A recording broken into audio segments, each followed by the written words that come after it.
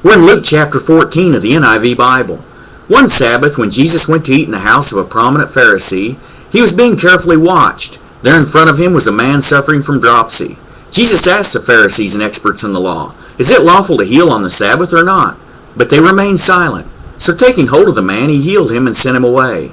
Then he asked them, "If one of you has a son or an ox that falls into a well on the Sabbath day, will you not immediately pull him out?" And they had nothing to say. When he noticed how the guests picked the places of honor at the table, he told them this parable. When someone invites you to a wedding feast, do not take the place of honor, for a person more distinguished than you may have been invited. If so, the host who invited both of you will come and say to you, "Give this man your seat." Then, humiliated, you will have to take the least important place.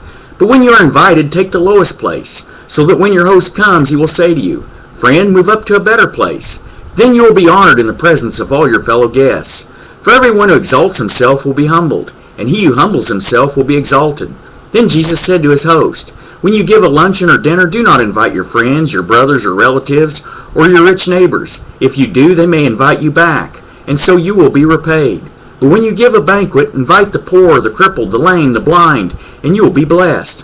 Although they cannot repay you, you will be repaid at the resurrection of the righteous." When one of those at the table with him heard this, he said to Jesus, "Blessed is the man who will eat at the feast in the kingdom of God." Jesus replied, "A certain man was preparing a great banquet and invited many guests. At the time of the banquet, he sent his servant to tell those who had been invited, 'Come, for everything is now ready.' But they all alike began to make excuses. The first said, 'I've just bought a field, and I must go and see it. Please excuse me.' Another said, 'I have just bought 5 yoke of oxen, and I'm on my way to try them out. Please excuse me.'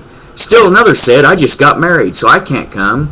The servant came back and reported this to his master. Then the owner of the house became angry and ordered his servant, 'Go out quickly into the streets and alleys of the town and bring in the poor, the crippled, the blind, and the lame.' 'Sir,' the servant said, 'what you ordered has been done, but there's still room.' Then the master told his servant, 'Go out to the roads and country lanes and make them come in, so that my house will be full. I tell you, not one of those men who were invited will get a taste of my banquet.' Large crowds were traveling with Jesus, and turning to them he said, 'If anyone comes to me and does not hate his father and mother, his wife and children, his brothers and sisters, yes, even his own life, he cannot be my disciple. And anyone who does not carry his cross and follow me cannot be my disciple. Suppose one of you wants to build a tower. Will he not first sit down and estimate the cost to see if he has enough money to complete it? For if he lays the foundation and is not able to finish it, everyone who sees it will ridicule him, saying, 'This fellow began to build and was not able to finish.' Or suppose a king is about to go to war against another king.